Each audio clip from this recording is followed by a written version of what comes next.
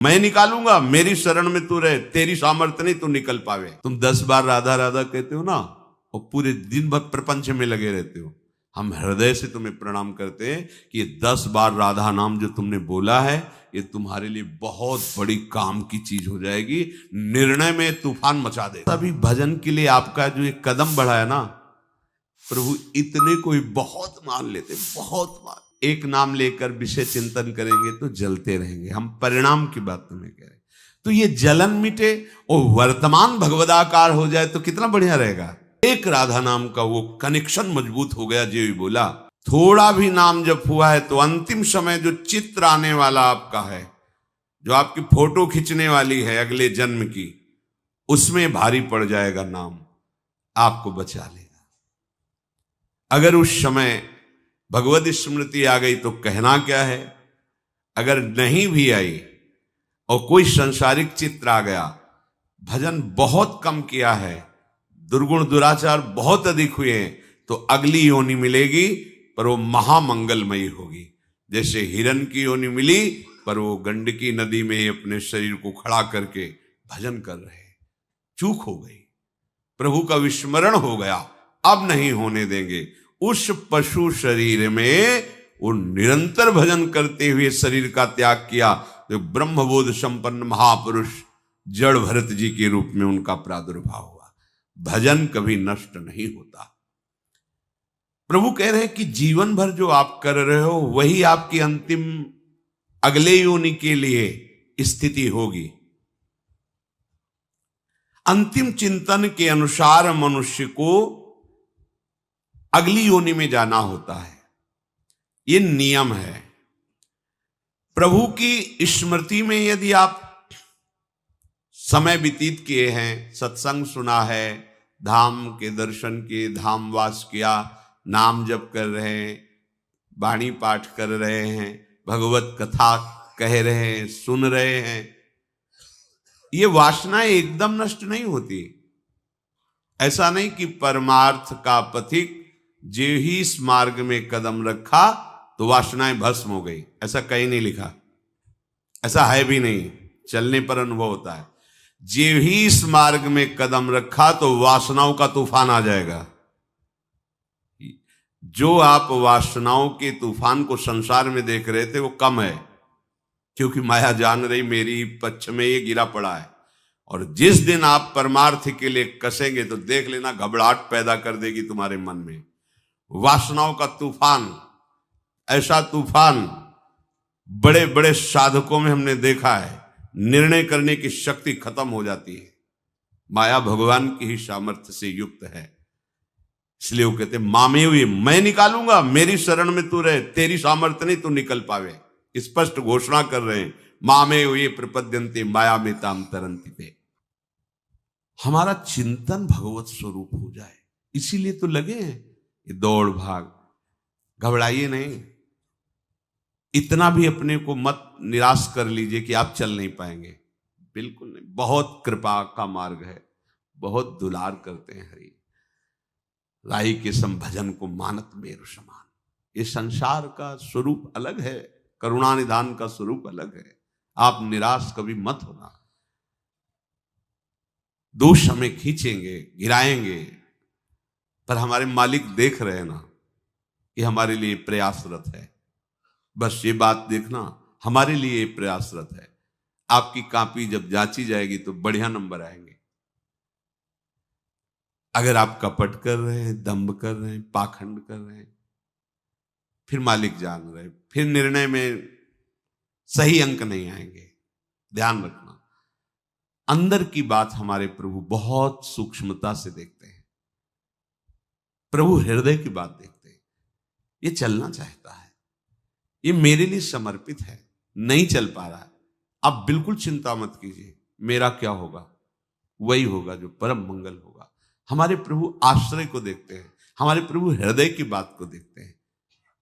करत सुरत सैबार है कि उस जीव के प्रति प्रभु बहुत कृपालु होते हैं जो थोड़ा सा भी प्रयास भजन के लिए शुरू किया है। बाहर वाले लोगों की बात मत मानो, हम आपको हृदय की बात कहते हैं। थोड़ा सा भी भजन के लिए आपका जो एक कदम बढ़ा है ना, प्रभु इतने को ही बहुत मान लेते, बहुत मान। अगर वो ऐसा ना माने तो किसी की सदगति ना होने दे माया। आप समझ लीजिए, थोड़ा सा जहां हम चले प्रभु की तरफ, तो जैसे अत्यंत मोही पिता, वो लड़खड़ा के बालक ऐसे करके चला, वो दौड़ पड़ा, क्योंकि छोटा बालक पता नहीं चल पाए कि ना चल पाए, कहीं गिर ना जाए, वो दौड़ पड़ता है। ऐसे ही तुम अपने प्रति विश्वास रखो। हम नहीं चल पा रहे, बहुत फिसलन माया की है, दौड़ आएंगे प्रभु। बोले 10 साल तो हो गए। तुम्हें 10 साल बहुत लगता है, अभी 10 साल के 10 जन्म व्यतीत हो गए महात्माओं के साधन करते हुए, और आप अगर 10 साल में 10 मिनट भी भजन करने लगे हो ना, तो माया पर बहुत बड़ी तुमने विजय प्राप्त कर ली। 10 मिनट, ये सब कोई इसका महत्व नहीं जानेगा। तुम 10 बार राधा राधा कहते हो ना, और पूरे दिन भर प्रपंच में लगे रहते हो, हम हृदय से तुम्हें प्रणाम करते हैं कि ये 10 बार राधा नाम जो तुमने बोला है, ये तुम्हारे लिए बहुत बड़ी काम की चीज हो जाएगी, निर्णय में तूफान मचा देगा। पर इतना लेकर हम फिर प्रपंच रति करें और पापाचरण करें, ये चूक हो जाएगी। थोड़ा भी भजन बहुत बड़ा काम करता है। ये मतलब कुछ बातें ऐसी होती जो कहने में एक हल्की नजर आती। कई महात्मा ऐसे स्वप्न में जिन्होंने नाम की महिमा का परिचय दिखाया, ऐसा सुंदर महल जिसमें हर जगह नाम लिखा हुआ है, बीच में वो खड़े हुए हैं, एक एक नाम का ऐसा चमत्कारिक स्वरूप कि उसी में प्रिया प्रीतम झलक रहे हैं, एक एक नाम। मतलब आप बोले राधा, राधा वल्लभ, साक्षात प्रिया प्रीतम आपके जिह्वा में है। एक बार बोले राधा वल्लभ, ये आपको बचा लेगा। घोर पापाचरण तुमसे हुए हैं, तुम्हें एक नाम बचा लेगा, विश्वास करो। पर हम वर्तमान में एक नाम लेकर विषय चिंतन करेंगे तो जलते रहेंगे। हम परिणाम की बात तुम्हें कह रहे, तो ये जलन मिटे और वर्तमान भगवदाकार हो जाए तो कितना बढ़िया रहेगा। इसलिए हमें निरंतर नाम जप करना है। एक नाम के लिए हमारी इतनी श्रद्धा है, इतना विश्वास है कि फूल करके छाती, एक नाम ले लिया ना राधा, बात बन गई। ये बहुत बड़ा काम करेगा, बहुत बड़ा काम करेगा। इतनी बड़ी ट्रेन चलती है, इंजन में पावर होता है, डिब्बे सब केवल उसके सहारे से। इतनी बड़ी ट्रेन का इतना कनेक्शन होता है, हजारों लोगों की यात्रा पूरी होती है इतने कनेक्शन से। एक राधा नाम का वो कनेक्शन मजबूत हो गया। जो भी बोला कि बड़े बड़े महापुरुष जो प्रिया प्रीतम को अपने हृदय में दुलार करते हैं, वो एक नाम लेने वाले को बचा लेंगे। हमारी की बात नहीं कहते, उन महात्माओं की बात कहते हैं। देखो, वो इष्ट के नाम का प्रभाव जानते हैं, व्यक्त अव्यक्त महापुरुष।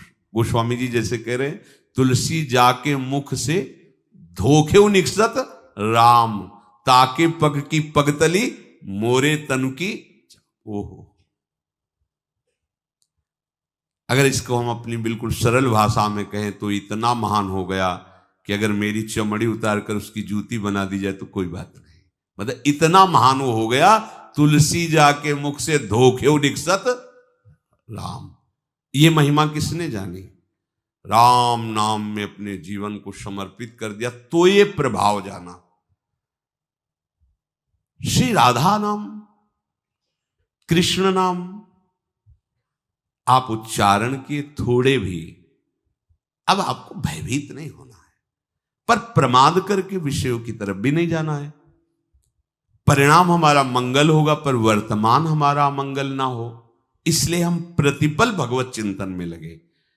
अगर हम विषय चिंतन करते रहे, बिल्कुल नाम नहीं जप किया, तो फिर हमारा कहीं ना कहीं किसी वस्तु व्यक्ति स्थान में ही राग रहता है, और परिणाम में वही। ये अंतिम समय बिल्कुल फोटो खींचने वाला समझो। जैसे फोटो खींच रही है और आपने मुंह टेढ़ा कर लिया, आंख बंद कर ली, तो आपकी वैसे ही फोटो आएगी। बस अंतिम समय फोटो समझो। आपका चित्त जहां है ठीक वही निर्णय, और चित्त वही होगा जो जीवन भर किया। भगवान कह रहे हैं सदा तद्भाव भाविता, जिस भाव से भावित रहे वही अंतिम सीन आएगी। हमें सदैव भगवत भाव से रहना है। हमारा भगवत भाव तभी रहेगा जब हमारे हृदय की भक्ति हर्ष में प्रकाशित रहे, मंद न पड़ने पावे।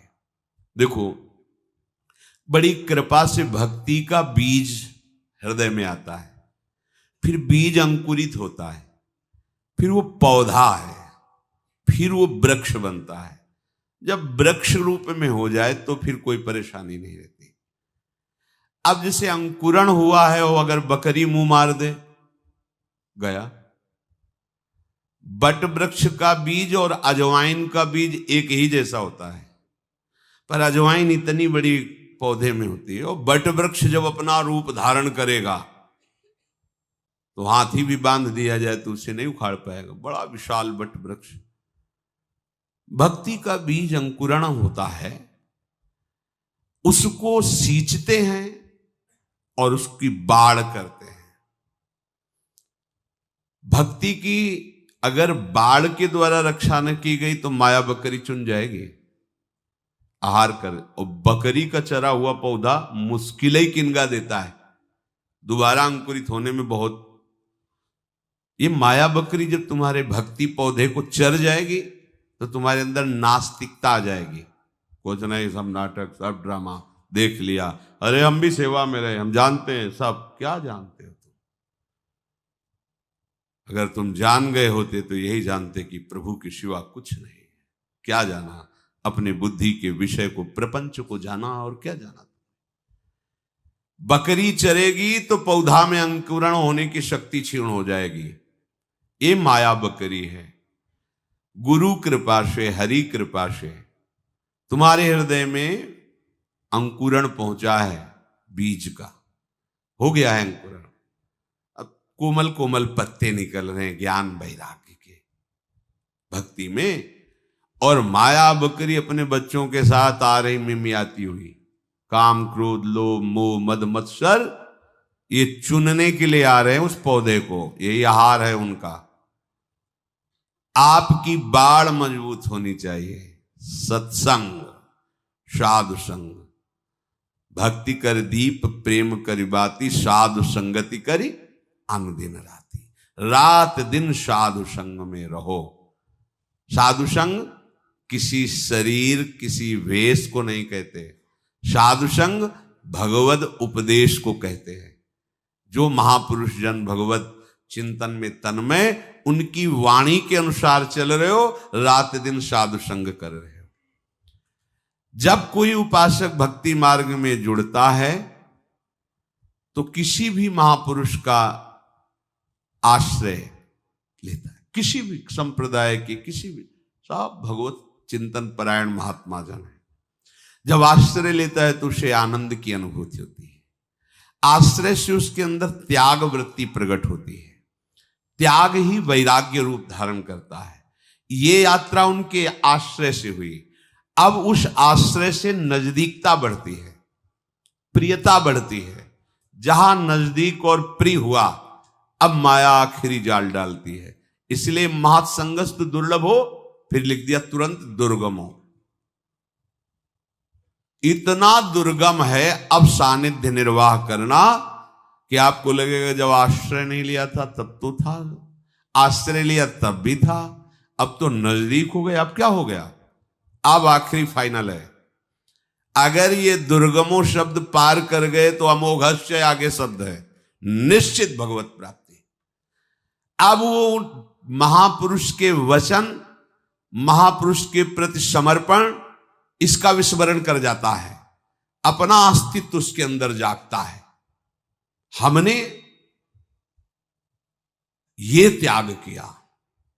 मैं ए भैया कहां हो, कहां हो? आश्चर्य लिया था तो शब्द था कृपा सिंधु, आपकी कृपा से मुझ अभागी का भाग्य उदय हो गया और वृंदावन वास मिला। मेरी सामर्थ्य कहां थी? प्रभु मैं तो संसार के भोगों में रत आपकी कृपा से वैराग्य मार्ग में कदम रख रहा हूं। आज से नियम लेता हूं कि ब्रह्मचर्य से रहूंगा, आज से नियम लेता हूं कि भजन करूंगा। ये बीच में क्या आ गया? ये मैं कहां से आ गया?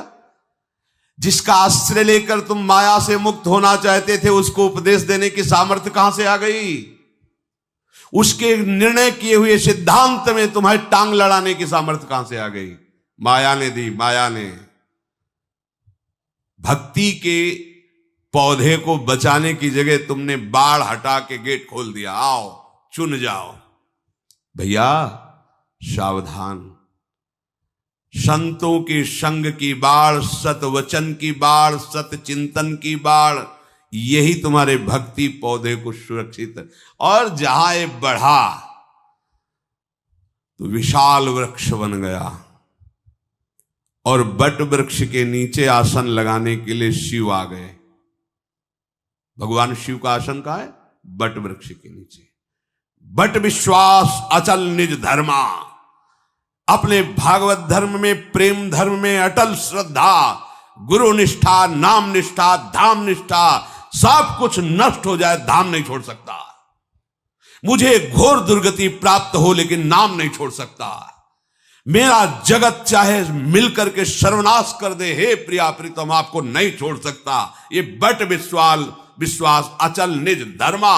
तो बैठ गए शिव लगा करके आसन उसी जगह। शिव कल्याण, शिव ज्ञान समुद्र, शिव समदर्शिता, ये जागृत हो गई। हर शोक भय नहीं मन माही, अस सज्जन मम उर्वस कैसे, लोभी हृदय बसे धन जैसे। उपासक को इस माया के आकर्षण के, माया के द्वारा प्रकट किए हुए प्रपंच के, माया के द्वारा प्रकट किए हुए नानात्व, भेद बुद्धि, दोष दर्शन, इससे अपने आप को बचाना है, उसमें कुदाना नहीं है। बहुत बढ़िया अवसर है ये। तो सौभाग्य मानो कि तुम्हें रोज सत्संग मिल रहा है। गांठ लगाते हो, फौरन खोल करके कैसे फैला दी जाती है, मत लगाओ मत लगाओ। रोज हम गांठ लगाते हैं, माया से संबंध की रोज गांठ लगाते हैं। भगवत कृपा, गुरु कृपा रोज उसे खोल रही है। अरे भैया, जो मेन गांठ खोले नहीं, वहां तक पहुंचने के लिए हमें आगे बढ़ना है। तुम तो फिर नई गांठ जोड़ रहे हो, फिर तुम नया बंधन स्वीकार कर रहे हो, राग द्वेष का, गुण दोषों का, फिर नए जन्म की तुम रचना। छोड़ इसको, अभी तो मेन पे पहुंचना है, जड़ चेतन की ग्रंथि का भेदन करना है। उपासक समझे, जिसके आदेश और वचन पर आश्रय लेकर तुम इस ऊंचाई पर आ गए, धामवास, भोगों का त्याग, भगवत प्राप्ति के लिए नहीं जानते हुए भी उनके बताए मार्ग पर चल दिए, तो तुम्हें विश्वास होना चाहिए कि लक्ष्य भी मिल जाएगा। अब तुम ज्ञानी मत बनो, अब ज्यादा बुद्धि दौड़ाने की जरूरत नहीं है। तन्वांग मनोभिरमलई सोहम तविवाश्रिता, आप जो चाहे जैसे चाहे नाथ, बस मुझे आपका भरोसा, आपका दृढ़ निश्चय, आपके लिए ही जीवन। हमारा हृदय भक्ति से लबालब भर जाए। देखो, नाचने का मन हो, रोने का मन हो, ऐसा लगे कि प्रभु मिले तो दौड़ के लिपट जाऊं और कहूं प्रभु अब कभी मत छोड़ना। ऐसी भावनाएं बननी चाहिए। या हम बैठे भावना क्या बना रहे? सोचो, तद्भाव भाविता, आप क्या भावना बना रहे? तुम्हें रोना आना चाहिए कि प्रिया जो इतने महीने, इतने साल वृंदावन वास करते हो गए, आपके महल में एक बार भी लाडली जो मुझे ऐसा नहीं लग रहा कि आप हो यहाँ, मुझे दिखाई नहीं दे रहा। अनुभव ने प्रिया जो कृपा करो, गुरुदेव कृपा करो, हे वृंदावन राजधानी कृपा करो। हमारा रोना इधर होना चाहिए भाई, हमारा समय बर्बाद हो रहा है। हमारी समस्या का समाधान प्रियालाल है, संसार नहीं है, भोग नहीं है, अनुकूलता नहीं है, प्रशंसा नहीं है। हमारा समाधान प्रियालाल है। कोई भी कष्ट, कोई भी विपत्ति, कोई भी समस्या आपको तभी परास्त कर पाएगी, आएगी परास्त तभी कर पाएगी जब आप आज्ञा का उल्लंघन करेंगे, भगवत विस्मरण करेंगे। दो शब्द याद रखो, बहुत प्यार से समझा रहे हैं। हमसे भी जहां भी त्रुटि होती है वहां हम भगवत विस्मरण जब किए होते हैं, जब भगवत चिंतन रहित सेकंड होता है, उसी सेकंड में चाहे गुस्सा हो, चाहे कामना हो, चाहे किसी के प्रति घृणा भाव हो, तभी आएगा। जब हमारा अखंड चिंतन चल रहा है तो कभी नहीं आ सकता। बड़ी से बड़ी भावनाएं विपरीत होने पर भी एक मस्ती रहती है। हम अपनी भक्ति को स्वस्थ करें, पुष्ट करें और श्रृंगारित करें। श्रृंगारित भक्ति को देखकर हरि रीझ जाते हैं और प्रिया सहित आकर उसके हृदय में खेलने लगते हैं। भक्ति का जो श्रृंगार स्वरूप बड़ा सुंदर वर्णन किया है, ध्यान पूर्वक हम सुने। हम सबको भक्ति का श्रृंगार अपने हृदय में करना है। बोले श्रद्धाई फुले लयो उबटनो श्रवण कथा,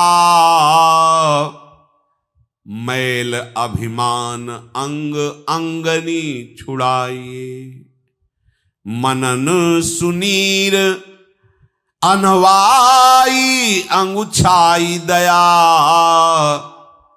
नवनी बसन पन शोधो ले लगाइए, आभरण नाम हरि साधु सेवा कर्ण फूल, मानसी सुनथ संग अंजन बनाइए, भक्ति महारानी को सिंगार चारु बीरी चाह, रहे जो निहारी लहे लाल प्यारी गाइए। हमारे हृदय में भक्ति है, पूरे जगत में सबके अंदर भक्ति है। सब जग देखो चाहि काहि कहो हरि भक्ति बिनु, सेवक जी महाराज कहे। कोई भी बात मनमानी नहीं है। किसको कौन भक्ति से रहित है? पूरा जगत हरि की भक्ति से युक्त है। आप कैसे कह सकते हैं कि हरि की भक्ति से युक्त है? क्योंकि उनको दिखाई दे रहा है हरि ही पदार्थ बने हुए हैं, हरि ही व्यक्ति, हरि ही दृश्य, हरि ही। तो तुम किसी पदार्थ की भक्ति कर रहे हो तो महापुरुष क्या देख रहे? तुम हरि की भक्ति कर रहे हो, पर तुम जानते नहीं हो कि हरि है, इसलिए तुम्हारा हृदय असंतुष्ट है, तुम्हारा हृदय दुर्गति की भावों से युक्त होकर दुर्गति का भोग कर रहा है। तुम जिससे मिल रहे हो, तुम जिससे देख रहे हो, जिससे तुम प्यार कर रहे हो या जिससे तुम नफरत कर रहे हो, वो हरि है, दूसरा नहीं है। हमारी भक्ति हरि से विमुख होकर के हरि स्वरूप त्रिभुवन में फैली हुई है। मत्ता परतरम नान्यत। अब कोई विषय की भक्ति करता है, कोई स्त्री की भक्ति करता है, कोई पुरुष की भक्ति करता है, कोई सब चराचर जगत देख लो आसक्त है।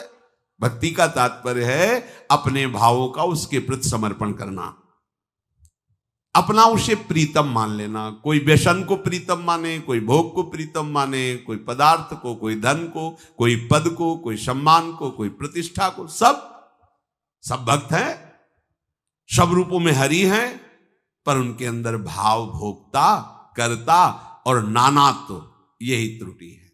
इसी को सुन।